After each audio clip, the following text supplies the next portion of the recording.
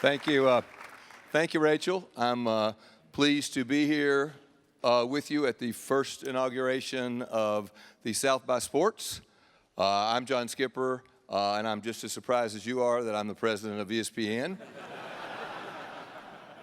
But we really like sports at ESPN, so we're pleased that they've made it a channel here at South by Southwest. I think it's sort of a tryout. We have a few channels at ESPN as well. So I'm going to be pleased to introduce you to Nate Silver and Bill Simmons. That's alphabetical, just in case anybody was paying attention. Look, we at ESPN have long believed that sports is ascendant in this culture. It's ascendant as media because of the live and unique nature of sports. It's ascendant in culture because of the commonality in a polarized society that sports is something that people can talk about. While South by Southwest is coming at this from the point of view of digital and media, we've taken sports and we want to come at culture through specific websites. Bill Simmons launched Grantland in June of 2011 to begin to help us think about how to have sports move towards culture, music, film, television, etc. And he's created a spectacularly smart, literate website with a lot of talented young writers. That was our intention with that site. It has worked so well that on March the 17th, we're going to launch a new site curated by Nate Silver called FiveThirtyEight, where we're going to have analytics as the core. Sports, of course, is key for analytics, or analytics is key for sports, and we'll allow Nate to range across politics, economics, weather, finance, and other areas as another chance for us to sort of look at where sports and culture come together. So it's my pleasure to introduce you to two very uniquely talented people who are making us better at our company and who I think will create a lot of interesting content for you. So in no particular order, this is not, I won't tell you who's who, but ladies and gentlemen, Dork Elvis and Dork Jesus.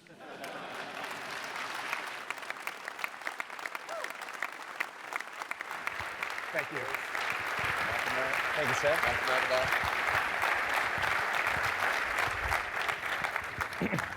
Whew. It's a big room. A lot of people for two nerds. Absolutely. I guess he just said when the site's launching. Yeah, there was a little bit of news buried in there. So we're planning to launch a week from Monday, which is March 17th. Which is the day everybody's, the March Madness brackets. Everyone's doing their brackets. It's St. Patrick's Day, so it'll be kind of a crazy day. It's a festive day. I should say, we're still doing final testing. We're pretty cautious people by nature. Unfortunately, the website actually got done on time. I had some travel, was going to Vancouver or something later that week, and I'm like, shit, the website actually got done on time, so we're going to have to launch on March 17th. But I was telling you as this was going along, you never think you're ready. We probably launched 3 months before we were even close to being ready, which I don't know if it was a mistake or not. I mean, because you're going to make mistakes the first couple months anyway, but you're much more of a position of strength than I think we were. I think we have learned from your experience. I mean, this panel is about the kind of personal media brand, and this was maybe the first example that was directly relevant to us, and so we learned from positive things that you did. But yeah, I think, way early on we realized we want to take a little bit more time to have a more fully fledged implementation. With that said, whenever you launch, it's only going to be 70, 75% ready, because that last 20, 25%, you can only learn by making mistakes in real time, in a real environment. I mean, the way I put it is you can practice playing poker over and over again, for example, but if you're not playing poker for real money and there aren't real stakes on the line, then you're only going to learn up to a point. So we're aware that we're going to screw things up. We want to make sure that when we make mistakes, it's by, they're well-intentioned mistakes, that we maybe have less volume. We're not going to be posting as much content in the first couple of weeks as we hope to 6 months, a year from now. But we hope the quality will be there. We hope that we'll learn how people interact with the site, and we hope people will have a lot of fun. Yeah, our biggest mistake in retrospect was probably not having hired all the people for the key positions before we launched the site. Turns out that's a mistake. We're hiring people for really important spots, and we're actually live. So you have not done that, which I think is good. No, we have a few open positions for people who are on the kind of visual journalism side of the spectrum, or computational journalists, but we've hired 6 really amazing editors led by Mike Wilson, who's our managing editor. Terrific guy. He ran a whole newsroom at the Tampa Bay Times, 200-person newsroom, and now he's leading us. So really experienced. And other editors, we hired, Chad Matlin, Lisa Chow was a correspondent for NPR. One that we can talk about later, but we have like a very quantitative kind of geeky team of writers, and we want to counterbalance that by having editors who challenge us and say, look, this has to be written in English, it has to get out there to a wider audience. I mean, we're not like a hugely mass market site, but we want to get the traffic from ESPN and ABC News and the kind of New York Times, Wall Street Journal, NPR readers, people who are interested in The Atlantic and Quartz and Wired and good general interest publications like that. So we're not just keeping these ideas to ourselves. We have to find ways visually, in terms of narrative, in terms of applications, to present this information to people. So I guess the biggest difference between you doing this now and when I was doing it 3 years ago was people, their attitude was kind of like, they're building a site around that guy? Like, why are they doing that? This is ridiculous. And now in the last 3 years, we've seen, I mean, are we in double figures yet with sites that have revolved around, with one person as the focal point, but a large group? It depends on how you count different things, right? And there's a spectrum between Andrew Sullivan, who is kind of truly out on his own independent, versus All Things D, now Recode, where you have stars, Kara and Walt, but you have a whole kind of newsroom around them. And the irony is that, at least for me, is that you're launching around the kind of name that I built up, but the whole point of this is that it's to go and build a sustainable journalism venture, and to take, we've hired 20 people so far, and I hope that some of them will become stars, as Zach Lowe has, or Bill Barnwell, or Wesley Morris. Now, they wasn't a star before, but at Grantland. So, this was the alternative for me versus saying, oh, I'm going to go and kind of be a Thomas Friedman-esque figure, where you're like writing your column, you get invited to lots of cool conferences like this one, but you're not really building anything. So it's a kind of entrepreneurial spirit, which I think makes this a little bit different. Yeah, and I think, this panel's about like what's the panel called? Oh, it's not up there. The brand and personal brand, whatever. But it's just an excuse to get us up 2 chairs. But I think the only key part really when you have a brand, when you're using one person to launch the site, is that it's a way to get people to go there initially. But ultimately, it's the entire site that is going to keep people there. And in my case, and I think with you next week, at least there was some interest in, oh, they're building a site, and he's coming up with the angles, he's hiring the people. This will be interesting. I'll go there once, but you got to keep coming back. And I think, for me, like 3 years later, when people come up to me and they say they love Grantland, that to me is the ultimate compliment. Like, because it's something that we built with a whole bunch of people. And when you create something with a bunch of people, and we also did this with 30 for 30, it's just more satisfying than doing something just on your own. It's just you. It's when you go through the wars of all the different ups and downs, and just you're making mistakes, as you said, the first few months, and we made so many mistakes the first few months in Grantland, but it made us stronger, and we were all competitive, and we just wanted to get to a certain place. We're not there yet, but I think what you're going to find is it's just more fun. So I don't have kids myself, but I imagine it somewhat being like having children all the time. You become the dad, but it's like the dad in like an 80s sitcom. Yeah. Where just these little weird miscommunications or something pop up, and I mean we're basically wired the same, where we're doing everything our own way for a long time, and what you realize when you're in charge of a site or you're in charge of anything is you're never safe, for 7 days, 24 hours. There's always something that could be happening, and it's like it could be 4 p.m. on a Friday. You could have had the best week of content that you've had. And then there's some sort of crisis, and you just never know. You look at your iPhone, or in my case, my BlackBerry, because I'm stuck in 1996. But you just never know what's going to happen. And I think that was the toughest thing for me to get used to, is just, all right, got through another day. Get to go to bed now, and then tomorrow, hopefully nothing will happen. I think the hardest thing for me is, because I communicate with my staff like very, very peer-to-peer. That's kind of how we interact. There's not like a lot of hierarchy. The organization's very flat. But people rightly or wrongly, or out of deference, respect what you have to say like almost too much, right? Because when you're talking with That's a problem. When you're talking with your friends, for example, or your parents or someone who you know, a coworker who you know really, really well, right? Then you have an idea, and like 30% of your ideas are probably bullshit, right?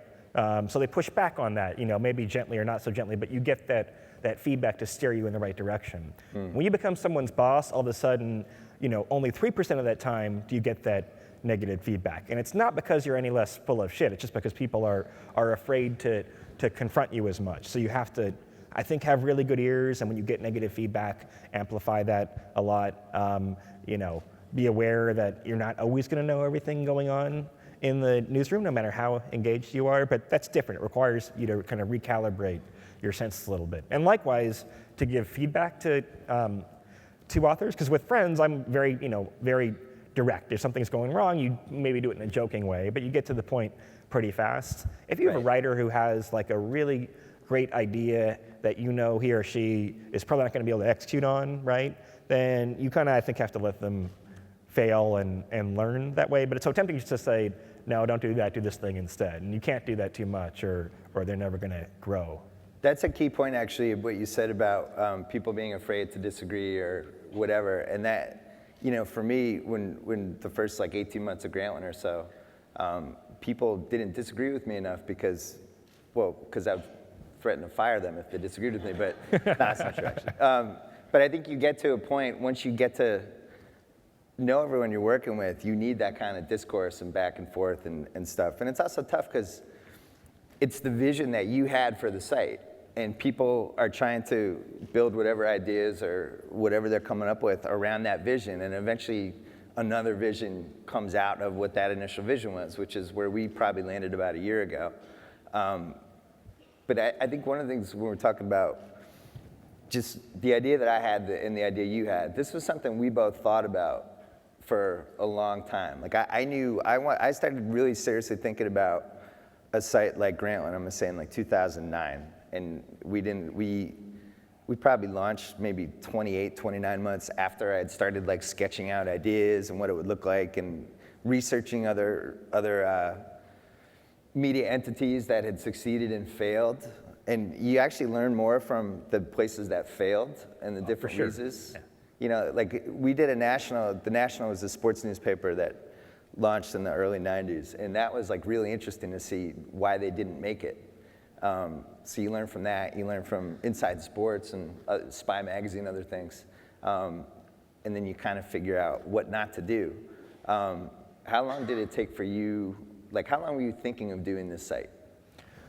So it took 7 months to make a decision from the time. We decided to come to ESPN family in July, and the election. I'm talking before that. When did you know I'm going to blow out FiveThirtyEight and make it a much bigger thing? So to be totally honest, it was so consuming, the election in 2012, plus I had a book out at the same time, that I wasn't thinking that far ahead. Right. It was more kind of, that happened, it's over, you kind of go and regain your energy a little bit. Take your victory lap, too. Take your victory lap. I played 50 for 50. Yeah, I went to play in a poker tournament in Australia, and that was pretty sweet. 180,000 miles traveled last year. Wow. Mostly for work, not for fun. But part of that, like I was saying before, is that to kind of lead that life as a quote unquote public intellectual, I felt like I wasn't learning very much, really.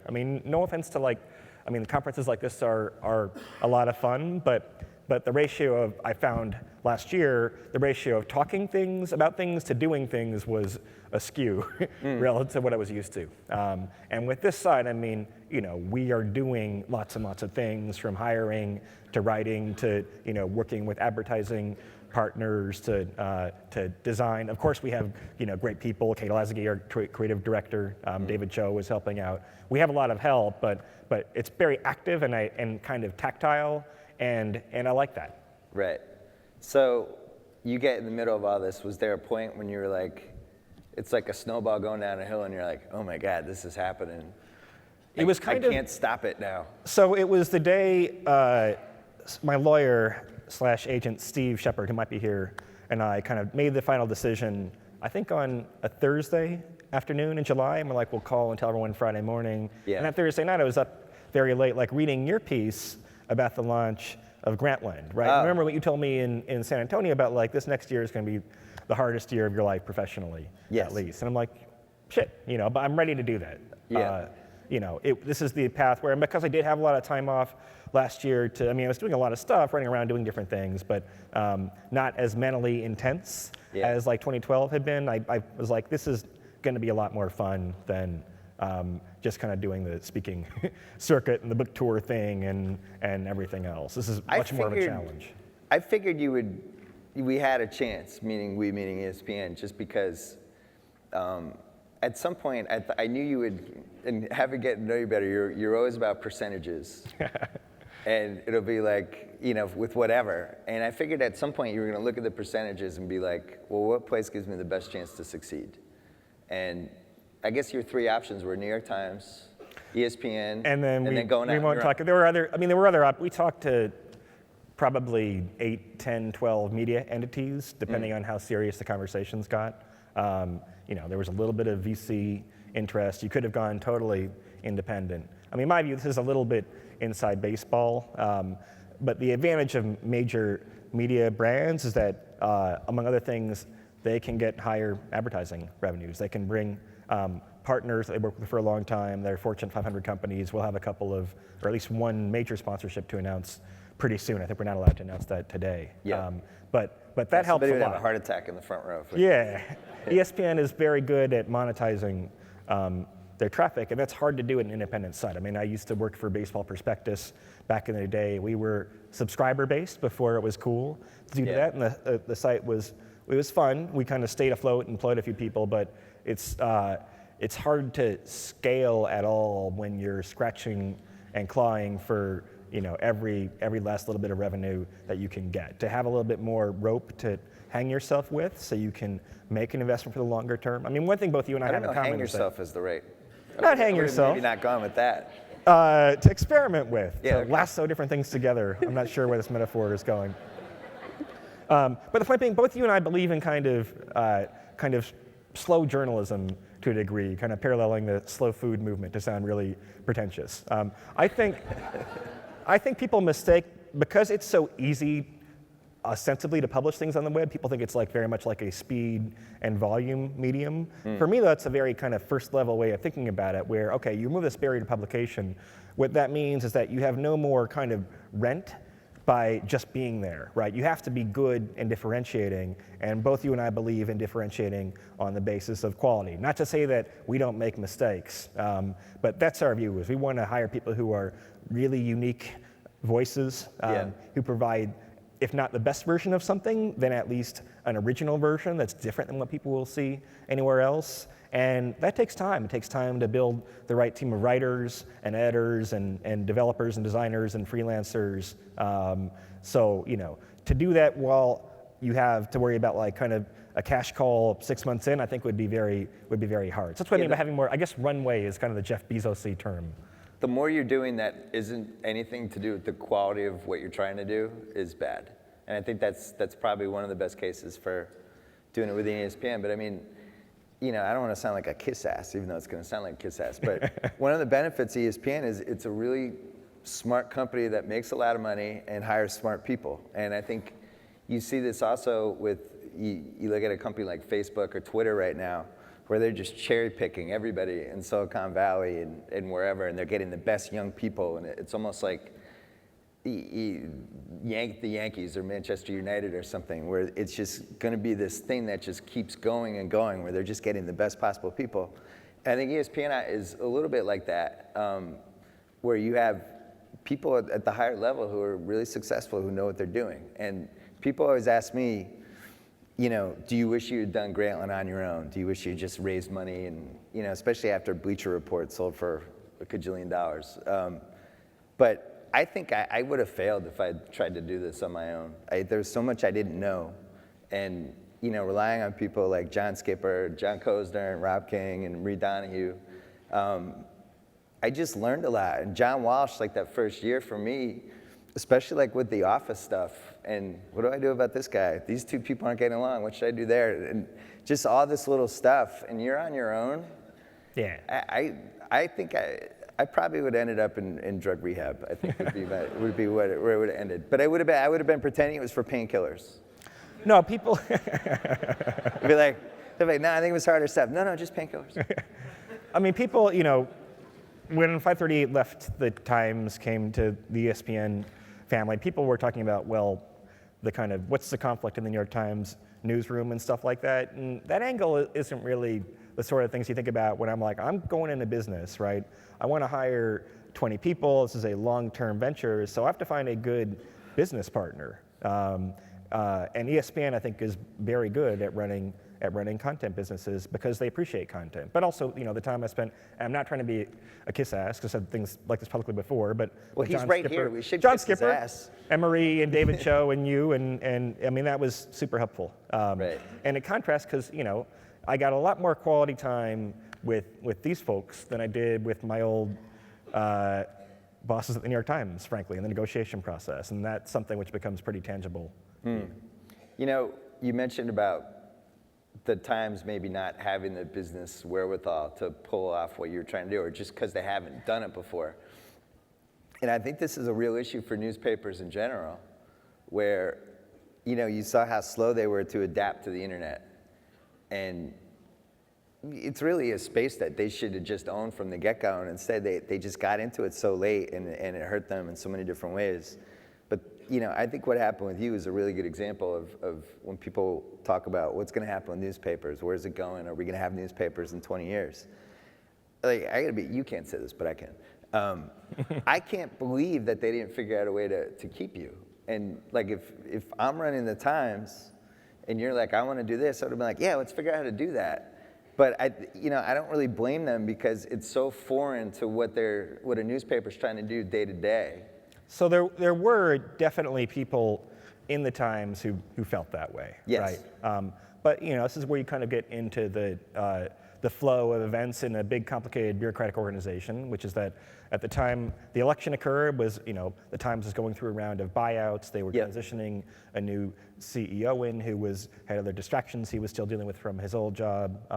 You know, there's a lot of staff turnover. So without going into too much detail, there was a lot of momentum lost. I mean, I moved into a new apartment in Manhattan that was like walking distance from the Times office, right? Yeah. So it was after I met with you, and so I kind of assumed that, you know, we'll eventually work something out. But it was the combination of their being a little slow on their feet and I think not having the entrepreneurial spirit. So, I mean, the example I give is we had a journalist we hired from another high prestige news organization, and his organization wouldn't buy him a copy of Microsoft Office. They're like, use OpenOffice instead. And this is a guy who's using spreadsheets all day and all night, right? Probably would produce $10,000 worth of value, however measured, right? But they have no concept of return on investment, right? It's like, well, we are worried about losing money, so we have to cut costs left and right. Or you hear about the New York Times, for example, where their sales staff is like inviting people in for pizza, right? I don't know, maybe you can do some analytics on, is it really worth like the expensive meal and drinks out? But, you know, but they're not making that decision in a rational way. They're just saying, we have to save money, so you stop investing money in things that will produce a higher return on investment in the long term. And that's, I think, partly why businesses are in trouble in journalism. Now, I don't even say, it very well might be that ESPN and also ABC News makes a lot more sense. I hate the word synergy, but there really might be a better synergy there, so it kind of makes sense that that's where it made sense for I you, wound no up. question. So, you know, I think the Times might have made, frankly, the right decision for the wrong reasons. Well, so Jeff Bezos and the Washington Post and that whole thing. I'm interested to see what he decides to do, because I feel like this is the one chance we have to see what will happen with the newspaper when somebody just looks at everything and goes, well, why don't we try to do it this way, you know, and just goes a completely different path. But I thought it was interesting, like, that he didn't, you know, they let Ezra Klein go.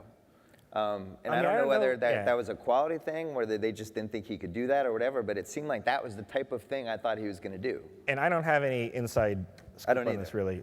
You know, you did get the sense that there was resistance to the idea of Ezra building his own space within the newsroom. And it's kind of, that was a big differentiator for ESPN is when we first talked, I think we had an open mind toward things, but you're kind of like, well, maybe you can come and be a kind of featured writer at Grantland or have your own section of the site. And I kind of said, well, I kind of want my own site, right? 538, that's the name. Then I started crying.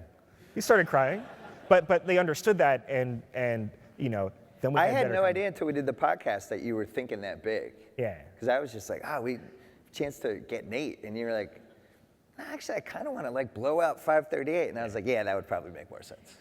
Yeah, that's probably the right idea for you. You should do that. But that I think doesn't go where the Washington Post and the New York Times want to kind of have their name on everything, right? Yes. Maybe understandably so. They're immensely strong brand names. Like I think the price that Bezos paid for the Washington Post just for that brand name alone, that's worth an awful lot, right? Yep. But that means that by contrast in the Walt Disney Corporation, you have Pixar and so forth, the Marvel films that are allowed to thrive a little bit more independently, and you kind of respect the product and the creative talent behind it, and you get kind of synergies in distribution and so forth. That model, actually the kind of New Look Media, am I remembering that right? First Look Media, the Pierre Omidyar organization, where they have individual kind of a hub and spoke model, where you have individual magazines, I guess they're calling them, with a common support center. Like that to me actually makes a lot of sense economically. I know the economics of that particular business are complicated and not fully transparent, but that's an interesting model, I think. Well, I never thought ESPN got enough credit for trying Grantland because it did a couple of things that the company had never done before. One, it was based in LA, which is 3,000 miles away from Bristol. ESPN was not in the name, and I'm pretty sure that was the first thing they'd launched in a long time that didn't have ESPN in the name. ESPN's always in the name of everything they do.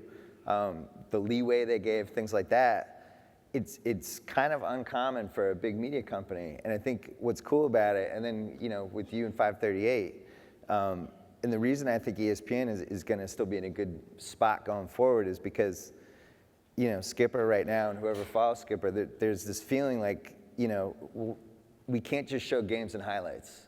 We have to have other things, because who knows? Who knows what the climate's going to look like 10 years from now? And they keep trying stuff. And I think if you just look at the history of people who had a big lead and then lost it, it's usually people who stopped trying, right? Like Rolling Stone could have bought MTV. Sports Illustrated really could have bought ESPN or bought a big chunk of it, and they were in a position where like, we don't need that, we're doing great. Yeah. And when you start thinking that way, that's when you're doomed. And I think that the best thing about ESPN for me is it's run by a very competitive person who wants to keep that lead and wants to keep trying stuff. I came off like a kiss ass, I'm sorry, but it's just, I'm competitive and I like working for a competitive company, and I just look around sometimes and I do feel like people are afraid to try stuff, because what's the worst thing that can happen? Like, let's say Grantland failed, like, so what? At least you tried something, you try to think outside the box a little bit, and I like that we still do that. Anyway, that's the end of my infomercial. No, we're super competitive as well. It's kind of in my nature. I was on a debate team back in high school, not good enough. Oh, really? Is there video? Sports. Probably. We were state champions my junior year. You just talk really, I still talk too fast, but you talk really, really fast. It was policy debate. So you try and make as many, it's kind of a crap strategy actually, right? But you try and make as many arguments as you can so someone can't physically get to all of them. You say, you forgot about this argument 5B, sorry, that means nuclear war is gonna happen, you lose, sorry. That was like literally the strategy. Right. Yeah.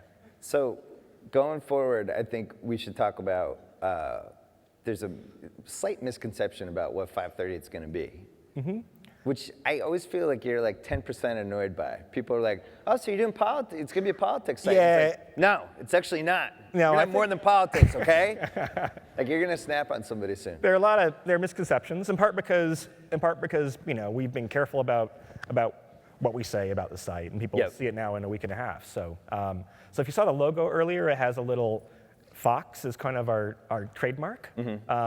This comes from the parable, the fox knows many little things and the hedgehog knows one big thing.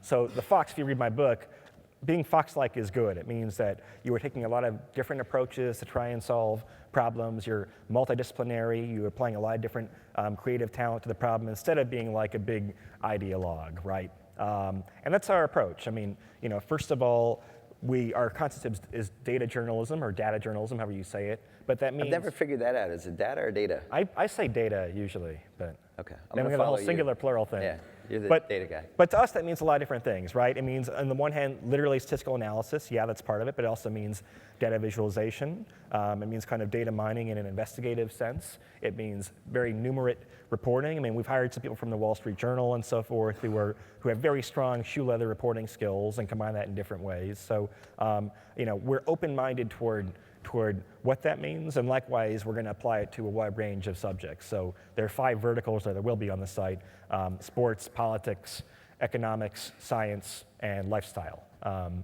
like when you say verticals. That sounds really important. It does. It's one of wish those I had words thought that of you like verticals never a couple years use in ago. ordinary conversation if you Yeah. weren't like in some media business. We only have 2 verticals. Yeah, and we have More verticals. We have more verticals, but the idea is, the whole conceit is that this is a horizontal approach toward, so we have people with a certain set of skills, right, Yeah. and core competencies, and it doesn't have that much to do with the subject matter per se. Look, we probably will be a little bit heavier on sports. It'll probably be more than 20% if you're taking 1 of 5, but it probably won't be the majority. It'll probably be, 30% or something, right? I'm excited that you're going to have to write about baseball. Right? A little Baseball, more, 'cause you don't have like one baseball dude who's going We to talk about don't. the So baseball. we have some very talented people we're going to trial for kind of a baseball writing spot. I mean, one good lesson we did learn from you is that we do have a number of writers on staff, but learning kind of with freelancers, trial and error, and some of them become permanent freelancers. Some of them join your staff eventually. So And we're gonna also not experiment to with that. hire somebody just because you have, we need somebody who does this. Well, we can't find that person. No, let's settle for this. We've been very much the reverse, where we've hired a number of people. So Mona Chalabi is our lead blogger. She's actually here. I'm not sure if she's here yet. She'll be here this weekend. Comes from The Guardian. I mean, she is terrific, but when she applied for a job, it was a job that we didn't really have in our organization chart, right? But it was just like, boy, she is so amazing and so in line with our spirit that if we can't find a way to employ her, then we're screwing something up, right? So we had several cases like that where if you're kind of in line with our core values and you bring skills to the table that complement ours in good ways, then we'll find a position for you versus trying to fill a slot. Right. We didn't have a basketball guy really a full-time basketball person for the first year. So I kind of ended up writing a lot more basketball than I thought I was going to have. And then finally, I took secret video of Zach Lowe and blackmailed him with it. And then he started working for us. And now I've been able to kind of not write about basketball as much. Although I think I've written 5 basketball columns in a row, so maybe that's a bad example. But yeah, as you're building the site, I think that one of the best things I learned was it's what's in your head isn't necessarily what is going to happen, And it's like Andy Greenwald became our TV. We call him connoisseur. I don't like TV critic because it sounds like they're unhappy all the time. He's our TV connoisseur. But initially we hired him as to do blogging for our Hollywood blog, and he kind of fell into the TV thing, and that's what he does now. And I think as you build something like this, it's important not to think we need this, we have to have that, and you just kind of go for people that fit. And one of the analogies I think is appropriate to baseball, where one of the problems when you hire free agents in baseball is that baseball players become free agents when they're usually about 29 years old on average, when a baseball player peaks at age 27. So I'm trying to think about where are writers where you feel like they're still on the upward. The young and hungry thing. Yeah. Yeah, that was we wanted to do a couple things when we were building Grantland, but one of the things I noticed when I was looking at all these other places that failed was they were always going after big names that had already kind of peaked. And that's really dangerous because you want somebody on the other way. You want to take a chance on somebody who really is going to kill themselves to get to where they want to go. And so our staff was really young from a writing standpoint, which I think is good. I mean, I feel like that's like if Belichick was building a staff, that's what he would do, right? Although he would have traded Rembert Brown by now, probably for draft picks. But it's like 5 second-round picks and a first rounder in 2019. But I'm mad at the Patriots. This is a whole other story. But yeah, I think, especially because neither of us have giant budgets for writers, that you have to take chances sometimes, and that's where evaluating, people's work. So we spent a lot of time trying to figure out, all right, we really like this person. How can we make them better? And I think Zach is a great example. Zach was writing, I think, 4 posts a day for Sports Illustrated. And it was like almost like he was doing, speed chess versus actual chess. Like he just cranking up, then you go to the next one, crank out that. And he's working these 12-hour days because for what their mantra was, it was like, they want page views. They're trying to chase page views. And, first of all, there's a major burnout potential with that. Second of all, Zach's a good writer. Like I would much rather have Zach write one big piece about something than 4 shorter, fast pieces that he spent 2 hours on. So when we were reading him, I just thought he was amazing. And I just kept coming back to like, oh, what would happen if he just had to write once a day? I feel like he would have a whole different kind of presence. And in that case, we were right, But I'm not, that might not be the case for everybody, but some people, when they have more time to think about a piece, become different writers. And some people are really good at just writing 3-4 times a day, and you have to figure out what fits, Yeah, I know. One thing that doing my book led me to an appreciation for is kind of putting your writing in a shelf drawer and going back and looking at it and refining it over time, right? I mean, I worry a little bit that in the age of I guess we're past the age of, we're post-blog now, right? But in the age of instant reaction to things, that you don't get the opportunity for ideas to marinate a little bit more. So I'm working now on this kind of epic 3,000 word introduction to kind of what is FiveThirtyEight, and it's good to, and it'll be a pain in the butt to write, but it is good to step back and think about things holistically from time to time, because once you're in the thick of things, you don't have that much time to have to actually have any macro level thoughts at all, right? And it's all trial and error. It's all learn by fire, basically. So to have had this time off, I think is helpful to us in terms of having a conception for what we think data journalism means, what we think the mission of the site is, what our strategies are for ensuring content that's both highly accurate and highly accessible. They're difficult questions to ask, and the fact that we've been able to think about these, I think, is going to help. Yeah, and you hit different stages. Like we're in a stage right now where I'm obviously really happy with the site, and I think we've been a moderate success. But the question is, we're about to hit the 3-year mark, and there's this fear, like if you don't keep trying stuff and moving and taking chances, you kind of become who you are.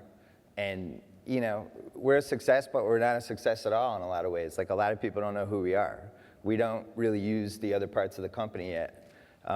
We don't use the TV component for visibility. Like there's all different things that we could be doing to raise visibility for the site, that this is the year we have to start doing. And this is the downside, I think, to the personal franchise side, is that it's not that scalable, right? It's scalable up to a point. So I made the food analogy before, right? Yep. So imagine like a chef like Mario Batali opens Babbo, whatever, a great Italian restaurant in New York, and then he goes and opens another restaurant that's kind of a different take on that, or maybe in a different city, and you can kind of go one step or one iteration away, and a lot of his restaurants are really great. Yep. But he couldn't do something too far removed that didn't have his personal involvement, or he just wouldn't add any value really anymore. So that's what's tricky about it. You can scale up to a point, but in some ways it's kind of an odd in between you're kind of making an acqui-hire of a talented employee and you're building a startup. It's really in a weird in-between space. So people. So you don't think we should launch the Grantland pizza chain?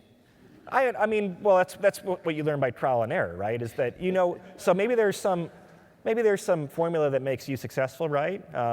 And so let's say there are 10 characteristics that are very Bill-like things, right? Luck would be 8 of the 10. Maybe, right? Yeah. But probably of those 10 things, probably 3 of those are really key to your success. 3 of those help a little bit, but don't matter that much. Yep. 2 are totally relevant, and 2 are actually harmful, but you overcome because the combination is pretty good, right? When you kind of remove one of those elements, well, which one is it, right? Have you removed one of the key elements that, so for example, at FiveThirtyEight, one thing we're known for is actually having models that make that make predictions, right, of the election, for example, right? If we move from that being one type of analysis to more descriptive statistics and different types of writing and so forth, then will we lose an audience then, right?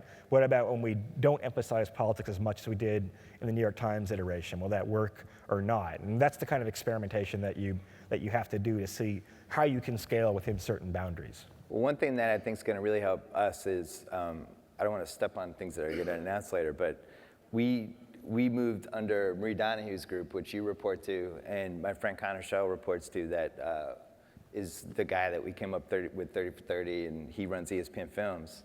And we're all kind of under the same umbrella now. And I think collaboration is one way that you can kind of keep growing and moving and trying stuff. And I think that's going to be really good for us, because we wanted it, and to some degree, we wanted to be on a little island out in LA, and we wanted to kind of do our own thing and be outside the ESPN infrastructure a little bit and kind of have a little bit of distance.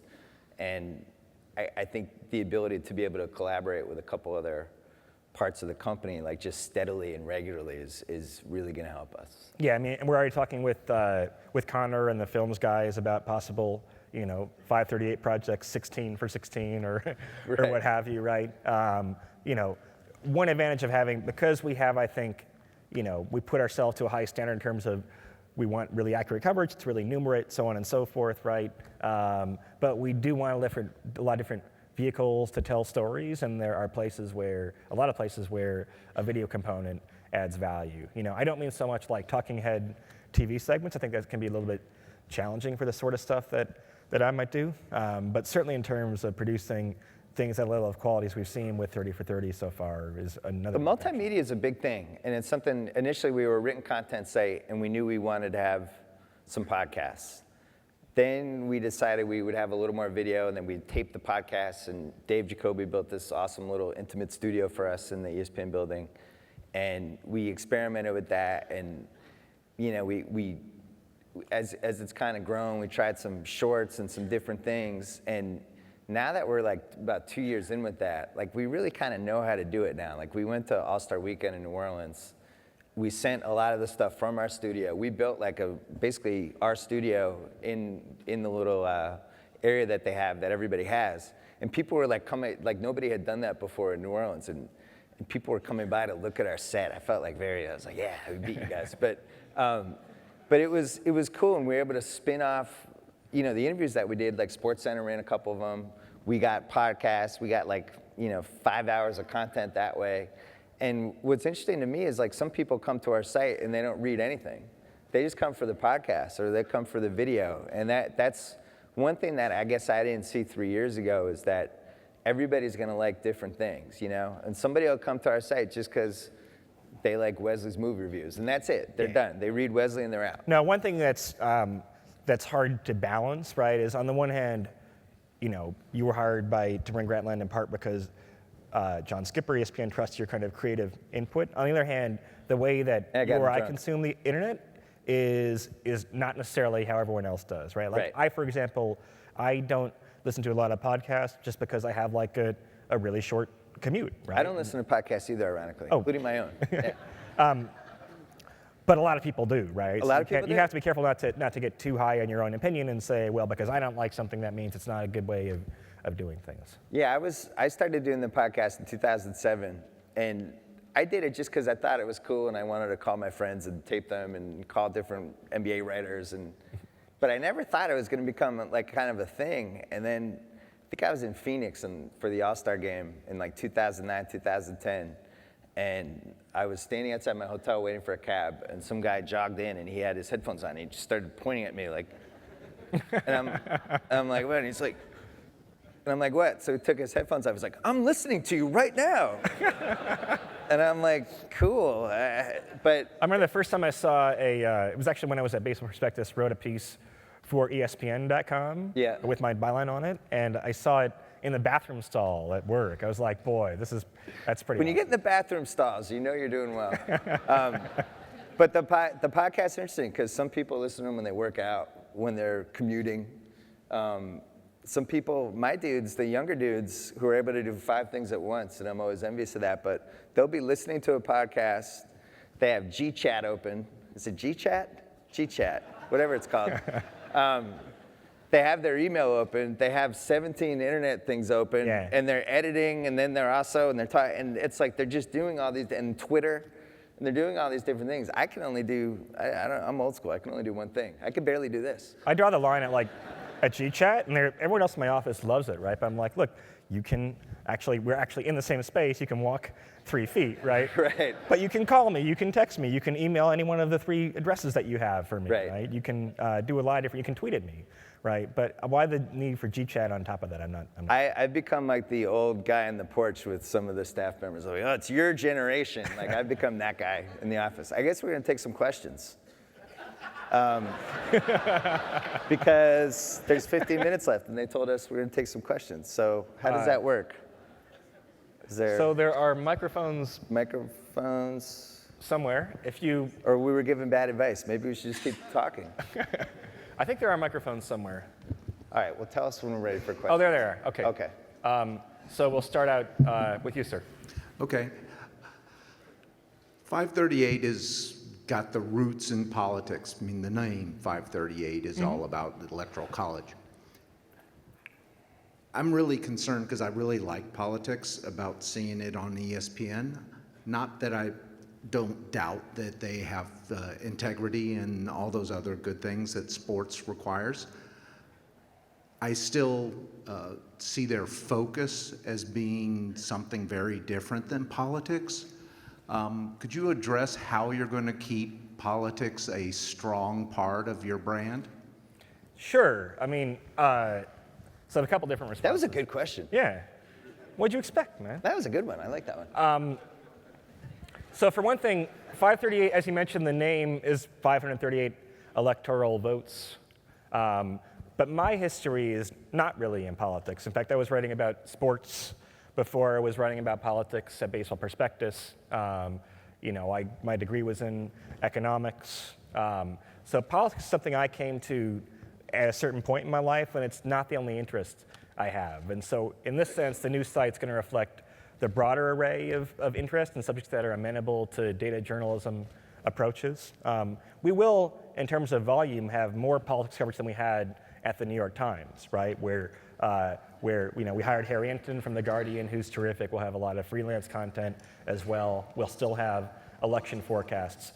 But to be fair, the other parts of the site are scaling up a lot more. So it's being repositioned as a data journalism site instead of a politics site. But there's still going to be really great politics coverage. Part of it, though, I feel like when we thought about, well, if we had a bunch more politics writers, then what would we want to do with that exactly? And I think it's tricky. We'd like to be more. Well, you also have the risk of antagonizing people who might come to your site, and that's a real thing. I don't really care that much about antagonizing people. I'm pretty good at antagonizing people, in fact. But we don't want to do partisan commentary. We don't want to do smart takes. We might do a little bit of policy analysis, but there are others who do that really, really well. Some of the people, Ezra, David Leonhardt. You're going to stay right down the middle, right? I mean, everything is going to be based in fact and rooted in data. I mean, everyone always says everything is based in fact, but I'm not an advocate, right? Like, I don't really give that much of a shit about who wins elections, apart from I hope that our forecasts are right, I have political views. Yeah. I have political views, right? I'm kind of, left libertarian somewhere on that spectrum. But I'm not trying to win political points or to persuade anyone in Washington to do anything, right? We've talked a lot about whether we want to expand Grantland beyond sports and pop culture. And politics is interesting because I do think there's a way to write about it in a way that wouldn't slant either way, to just write about it smart and maybe not do it all the time, but have profiles and things like that. And, it's dicey because people are always going to want to read into what you're putting up one way or the other. And that's. But, I think one problem actually that some news organizations have is that they're terrified by kind of the 2% of insane people who are basically on the comment boards and on Twitter and so forth, who think that everything you're doing is a sign of corruption and bias of one kind or another and so forth. And I think that really, a lot of political writers in particular are terrified of being called out to be a liberal or conservative or whatever else, right? Like, I'll tell you, I don't give a shit right? Right. I don't give a shit what some like idiot on a message board thinks if there's someone who's playing a different game than I am and they're a political activist or advocate and not someone who's trying to get at the truth, right? I have the same thing with sports columns where people are convinced, every sports writer has it. People are convinced you hate this team or this guy. The Spurs fans think I hate them. Like, it's like, no, I love Tim Duncan. The last team I don't like is the Spurs, but people read into what they want to read in a lot of times. What's the next question? My name is Marco with Notre Dame Athletics, and my question was for Bill. What is the process that you go to when it comes to developing a new podcast show like Hollywood Perspectives or something that came off the Grantland network and ensuring that it's successful? And the second question is, what's the next big film since Saving Private Ryan?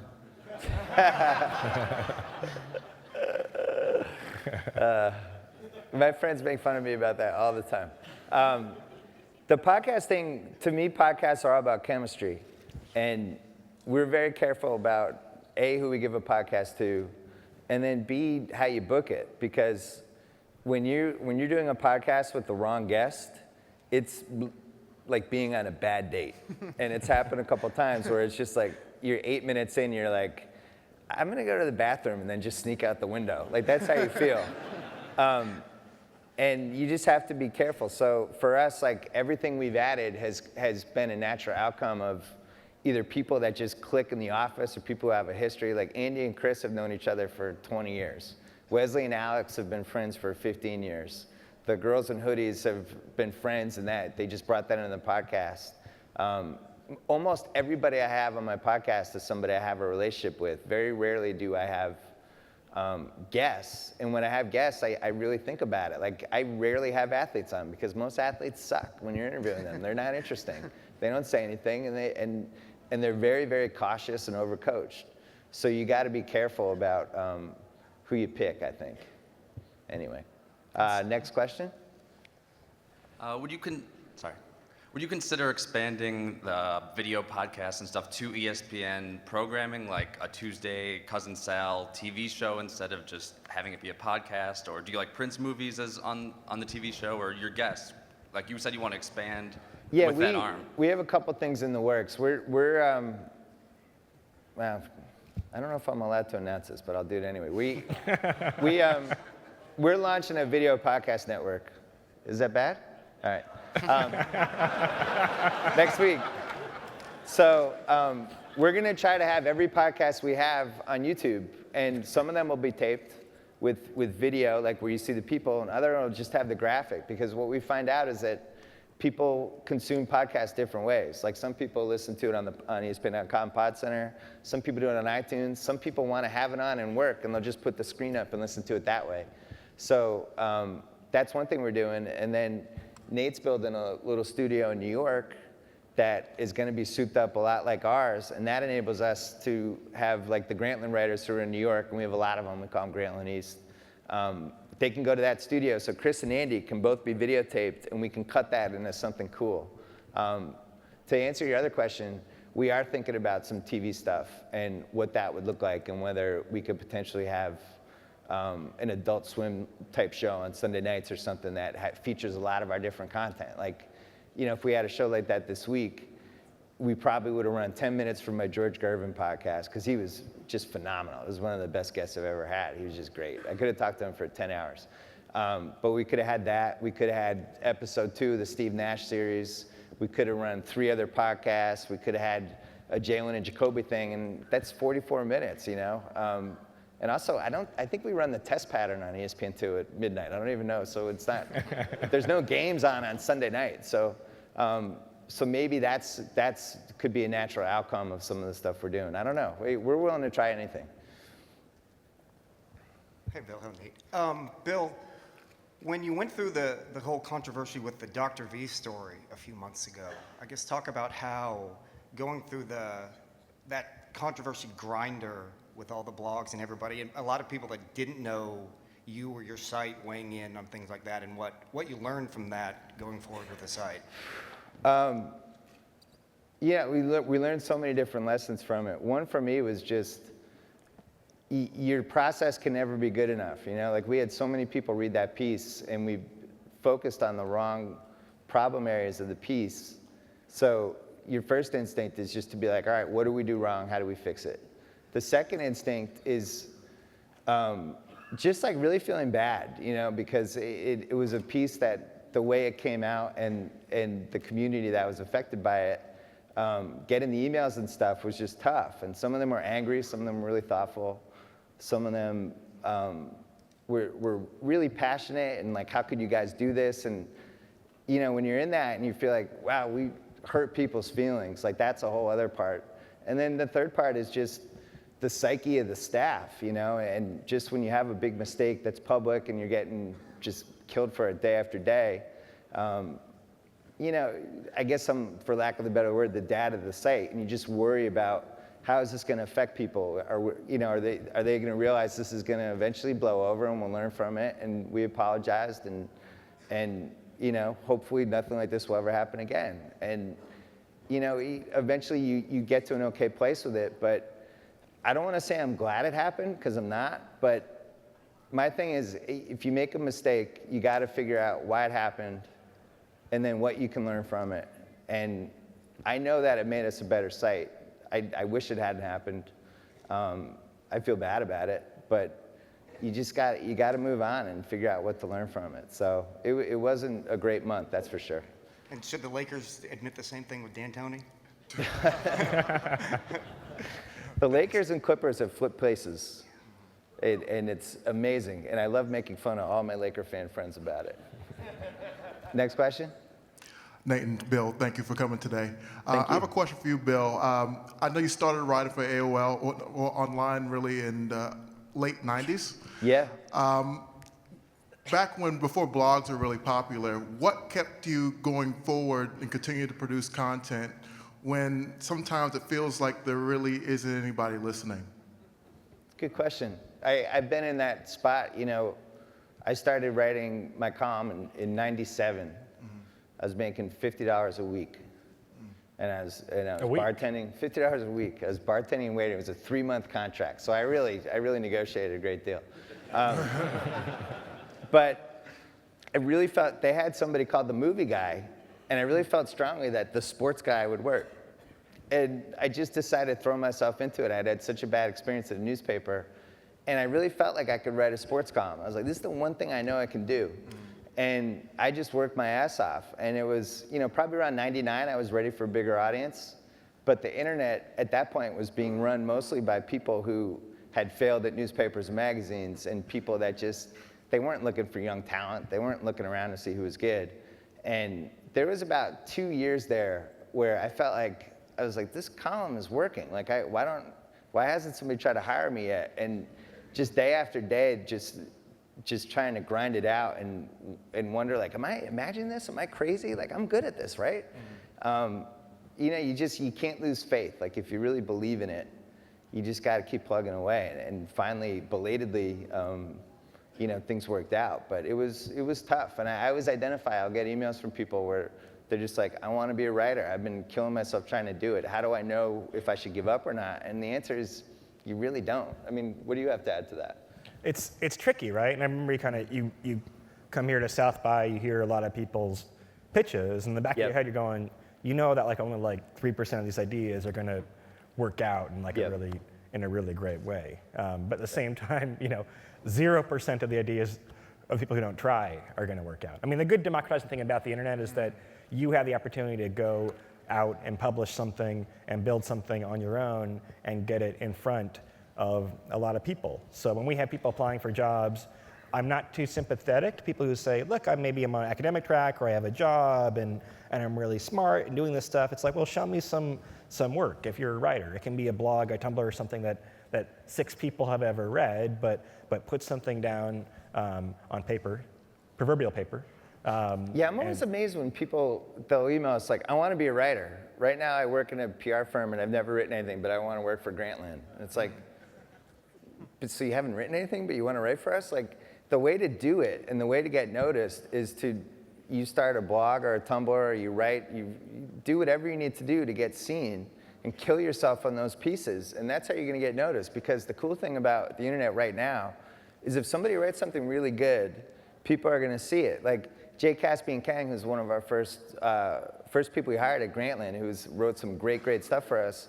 I read a piece he wrote on the All. It was about divas, musical divas, and I just loved it. And I was like, if we ever start a site, that's somebody I'd want to consider hiring. And so let's say he doesn't write that piece, I wouldn't have known about him. And I think that's what people need to remember sometimes. It's like with the way stuff gets shared now, Twitter, Facebook, all this stuff, if you write something really good, people are going to see it. And that wasn't the case for me in the late 90s. It was, first of all, I was AOL only, you know, and you were behind the baseball prospectus. Didn't you have that paywall? A paywall, yeah. Yeah, I mean, it's tough.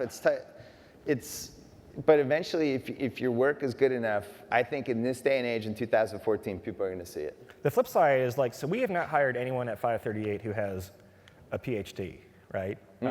Despite, you know, being in some ways doing some academic-y type of stuff. But, you know, we like people who show evidence of learning really fast and teaching themselves skills, and that's easier to do than ever, right? So I think a lot of people take a lot of or they go back to school when they shouldn't. They go back to school because they aren't sure what to do.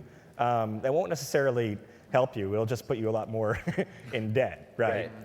So they go back to school in lieu of actually experimenting with starting a business or a blog or something else that it will probably fail, but that learning experience, even in failure, I think at some point becomes better than theoretical academic experience. Yeah, and for me, just being able to be on my own site and make all the mistakes I made with really nobody reading was great for me. I totally believe the Gladwell 10,000 hours thing. I mean, I was a terrible podcast host. Now I'm pretty good, but I did 5 years of podcasts, you know, before I figured out how to do it. And I think that's the case for writing, is you just got to keep doing it. You can't do it intermittently. If you want to do it, you got to just do it. And we have to go because there's a red light flashing. And people are leaving, so I think we went long. Thank you, everybody, for your time. Thank you, guys. Appreciate it.